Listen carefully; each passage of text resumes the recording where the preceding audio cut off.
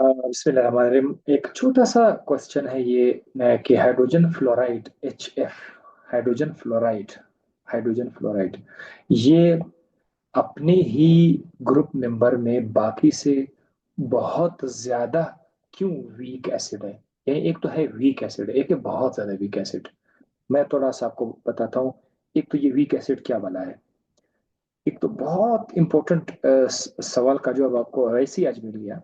Weak acid है क्या चीज? वीक एसिड ऐसे कंपाउंड को हम कहेंगे, कोई कंपाउंड हो या मॉलिक्यूल हो जो भी हो, ऐसे कंपाउंड जो अपना हाइड्रोजन, जो अपना हाइड्रोजन, हाइड्रोजन को हम लोग क्या नाम देते हैं? प्रोटॉन। जो अपना प्रोटॉन आसानी से निकाल देता हूं, निकाल देता हूं, यानी रिलीज करता हूं आसानी से। जितने आसानी से, जितने ज्यादा आसानी से प्रोटॉन निकालता हूं, प्रोटॉन निकालता हूं, हो उतना ही वो स्ट्रॉन्ग एसिड होता है, उतना ही वो स्ट्रॉन्ग एसिड होता है। ये एक जनरल सा फॉर्मूला, मैं इसीलिए आपको उर्दू में बता रहा हूँ। अगर आपसे कभी पूछा जाए कि स्ट्रॉन्ग एसिड क्या होता है, बस सिर्फ ये बताना है कि जो अपना प्रोटॉन को आसानी से निकालता हो, ठीक है, आसानी से, तो वह स्ट्रॉन्ग एसिड है। अब ये आइडिया आपके जहन में आ गया, चलो ठीक है। ये जो हेलोजन का खानदान है ना, हेलोजन,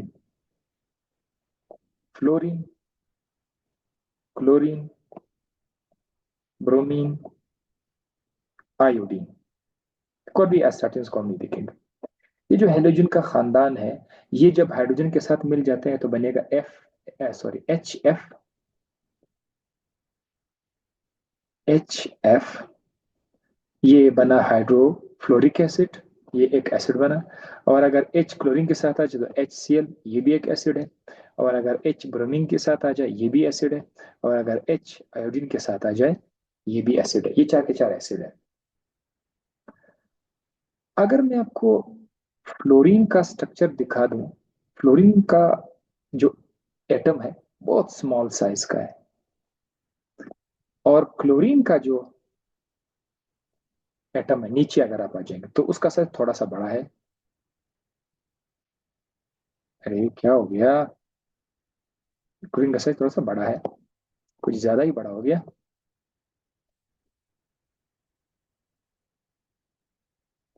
और अगर ब्रोमीन को देखा जाए तो ब्रोमीन का साइज क्लोरीन से भी बड़ा है, और आयोडीन का साइज ब्रोमीन से बड़ा है। सबसे बड़ा साइज आयोडीन का है।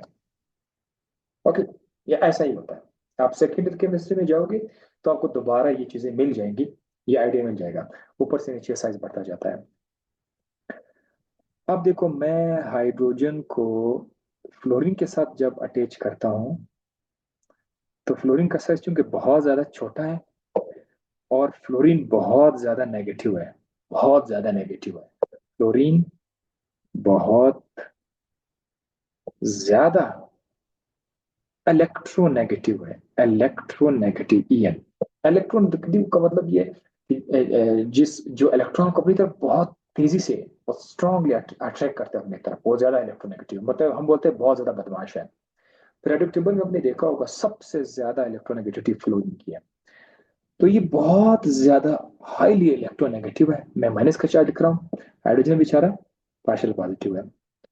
ज्यादा स्ट्रॉन्ग नेगेटिव और स्ट्रॉन्ग पॉजिटिव एक दूसरे को बहुत ज्यादा अट्रैक्ट करेंगे, तो जिसकी वजह से हाइड्रोजन और फ्लोरीन एक दूसरे के साथ स्ट्रांगली अटैच हो जाएंगी। इसका बॉन्ड बहुत स्ट्रांग होगा। इस प्रोटॉन को, जो कि फ्लोरीन ने पकड़ के रखा हुआ है, छोड़ नहीं रहा है, क्योंकि फ्लोरीन ज्यादा इलेक्ट्रोनेगेटिव है, तो ये प्रोटॉन आसानी से नहीं निकल सकता, आसानी से नहीं निकल सकता, आसानी से नहीं निकल सकता। आसानी से नहीं निकल सकता, तो ये वीक एसिड है। ठीक है। अब HCl की तरफ अगर मैं आ जाऊं, HCl में हाइड्रोजन के साथ अटैच है, क्लोरीन के साथ अटैच है। क्लोरीन का साइज रिलेटिवली बड़ा है, तो क्लोरीन पर भी उस तरह माइनस का चार्ज है, हाइड्रोजन पर पार्शियल पॉजिटिव चार्ज प्लस का चार्ज है। ठीक है, मानते हैं, या पार्शियल माइनस या पार्शियल पॉजिटिव, पार्शियल लफ्ज में फिलहाल इस्तेमाल कर रहा हूं। यहां पर भी हाइड्रोजन पकड़ के रखा हुआ है, लेकिन उतना ज्यादा स्ट्रांग नहीं है जितना कि HF से। तो यहां से हम ये कह सकते हैं कि फिर भी थोड़ा बहुत आसानी से निकाल सकता है, आसानी से, आसानी से निकाल सकता है, आसानी से। तो ये इसको आप कह सकते हैं कि चलो ये दरमियाना स्ट्रांग एसिड है। अब नीचे जब आप आते जाएंगे, ब्रोमीन की तरफ आएंगे। ब्रोमीन जब हाइड्रोजन के साथ आएगा, ब्रोमीन उतना ज्यादा इलेक्ट्रोनेगेटिव नहीं है। ऊपर से नीचे आएंगे, साइज बड़ा हो जाता है, इलेक्ट्रोनेगेटिविटी कम होती जाती है। तो अब ये बॉन्ड जो है ना, ये बॉन्ड ये और कमजोर हो गया। ये बॉन्ड कमजोर हो गया, हाइड्रोजन को निकालना मजीद आसान हो जाएगा, हाइड्रोजन को निकालना मजीद आसान हो जाएगा। तो उसका मतलब ये कि HBr मोर स्ट्रॉन्गर एसिड है, मोर स्ट्रांग है। अब आपको पता चला, आप नीचे आते जाएंगे, एसिड स्ट्रांग से स्ट्रांग होता जाएगा। इसका मतलब क्या हुआ कि अगर हम हाइड्रोजन को आयोडीन के साथ मिलाएं, हाइड्रोजन आयोडाइड, ये सबसे ज्यादा स्ट्रांग एसिड होगा, तो मैं ऐसा निशान लिख दूंगा, more acidic then HBr। HBr फिर मोर एसिडिक है HCl से, और HCl फिर मोर एसिडिक है हाइड्रोजन आयोडाइड से, सॉरी HF से। तो HF देखो यहां पर वीकेस्ट एसिड आया, वीकेस्ट है और ये स्ट्रॉन्गेस्ट है। अगर मैं, ये तो एक काम आइडिया जोन को मिल गया, चलो ठीक है भाई, मैं समझ गया HF एक वीक एसिड है। आज का सवाल यह है कि HF कुछ ज्यादा ही वीक है। मतलब एक तो वीक है, वीकेस्ट है, बहुत ज्यादा वीकेस्ट है। मैं आपको जस्ट नंबरिंग बताता हूँ। अगर मैं करूँ हाइड्रोजन आयोडाइड की एसिडिक स्ट्रेंथ, मैं जस्ट अपने उससे बता दूं, अगर मैं नंबर दे दूं जस्ट, अगर मैं इसको 10 का नंबर दूं, ये पीएच नहीं है, मैं जस्ट आपको आसानी करी, चलो मैं कहता हूँ नंबर वाइज जिसका नंबर ज्यादा है वो ज्यादा था एसिडिक है। अदरवाइज आपने ये बात कंफ्यूज नहीं करनी है। वैसे पीएच जितना कम होगा उतना ही वो स्ट्रांग एसिड होगा, ये बात आपको नजर आ जाएगा, एसिड उसमें आ जाएगा। ठीक है, आज मैं एक और टॉपिक आपको समझा रहा हूँ नंबर देकर। सपोज कर दिए हाइड्रोजन आयोडाइड स्ट्रांग एसिड है, उसको मैंने 10 का नंबर दिया। HBr कम है, तो मैं उसको 10 से 8 कर देता हूँ। ठीक है, कम हो गया।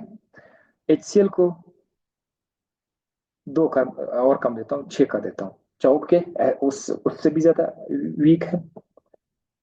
अब HF को क्या नंबर आना चाहिए, मेरे स्टूडेंट्स मुझे बताएंगे, सर सर सर मुझे पता है ये 4 आना चाहिए ना। ठीक है, but it is more weaker. तो बड़ा जंप, बहुत ज्यादा वीक क्यों है? ठीक है वीक तो है, बट बहुत ज्यादा वीक क्यों है? इसका जवाब पता है क्या है? इसका जवाब है, यहाँ पर है, why HF is weaker acid than HCl। बाकी से उसका बहुत ज्यादा वीक HCl से क्यों है? उसका जवाब यह है, because of hydrogen bonding, because of hydrogen bonding.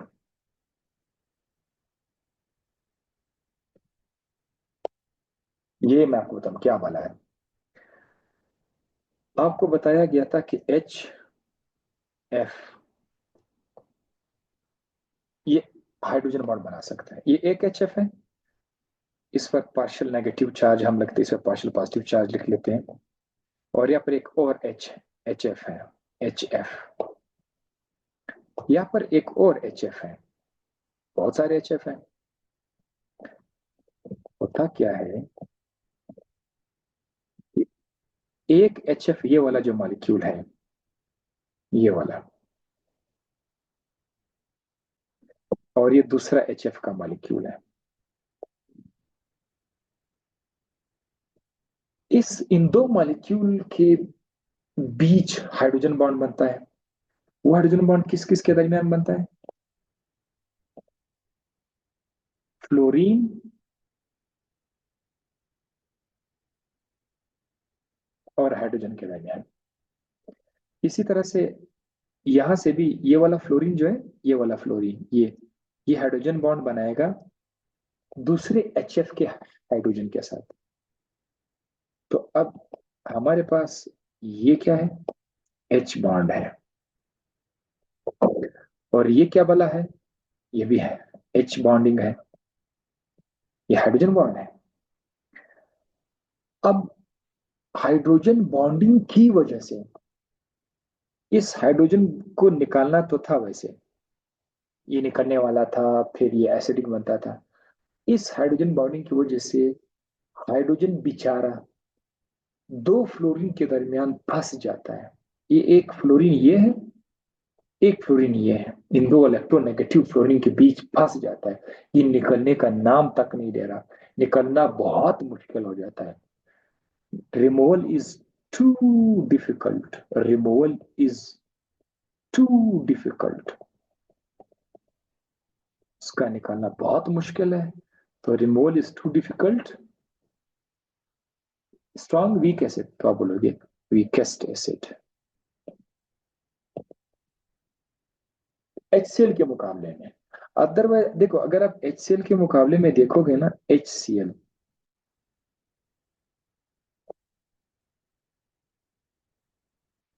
ये जो HCl है, अच्छा सॉरी,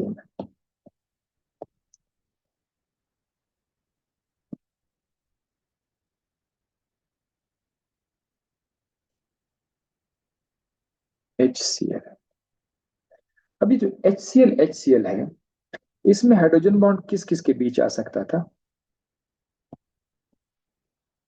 इस क्लोरीन और इस हाइड्रोजन के दरमियान आ सकता है।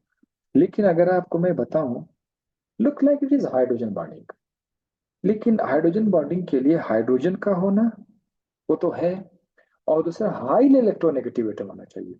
बुक में अगर आप देखोगे तो बुक में कहता है कि भाई ऑक्सीजन हो सकता है, नाइट्रोजन हो सकता है, क्लोरीन हो सकता है, सॉरी फ्लोरीन हो सकता है। क्लोरीन के केस में होता है रेयरली, रेयरली क्लोरीन हो सकता है।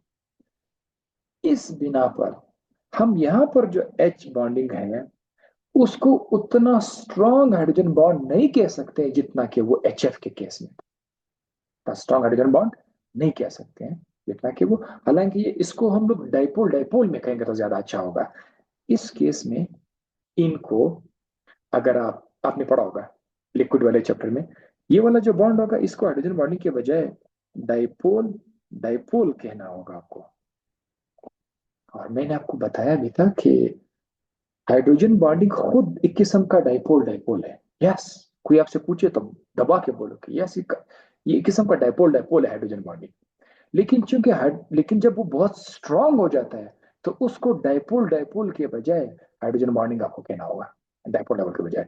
एक ये शर्त नंबर 2, उसमें हाइड्रोजन का होना लाजमी है कि हाइड्रोजन किसी दूसरे इलेक्ट्रोनेगेटिव एटम के साथ आ जाए। तो ये दो शर्तें होंगी तब इसको हाइड्रोजन बॉन्डिंग कहेंगे। अब यहाँ पर एक शर्त तो पूरी है, हाइड्रोजन है, इलेक्ट्रोनेगेटिव एटम है, लेकिन ये इतना स्ट्रांग नहीं है, इसीलिए आप इसको हाइड्रोजन बॉन्डिंग कह सकते हैं। तो चूंकि ये हाइड्रोजन बॉन्डिंग नहीं है, डाइपोल डाइपोल है, और हमें ये भी पता है कि डाइपोल डाइपोल फोर्सेस कमजोर है, वीक है, किसके मुकाबले में? हाइड्रोजन बॉन्ड के मुकाबले में। तो चूंकि यहां पर हाइड्रोजन बॉन्ड नहीं है, लिहाजा अब ये वाला जो हाइड्रोजन है ये आसानी से निकल सकता है, आसानी से निकल सकता है। ये उतनी मजबूती से यहां पर फंसा हुआ नहीं है। तो दिस इज द रीजन कि HF वीक एसिड है, HCl स्ट्रॉन्ग एसिड है। Thank you very much. That was a really very very sweet topic, और ये मैंने एक बार रिकॉर्ड भी किया तो दोबारा भी मैंने रिकॉर्ड कर लिया, ठीक है? ओके।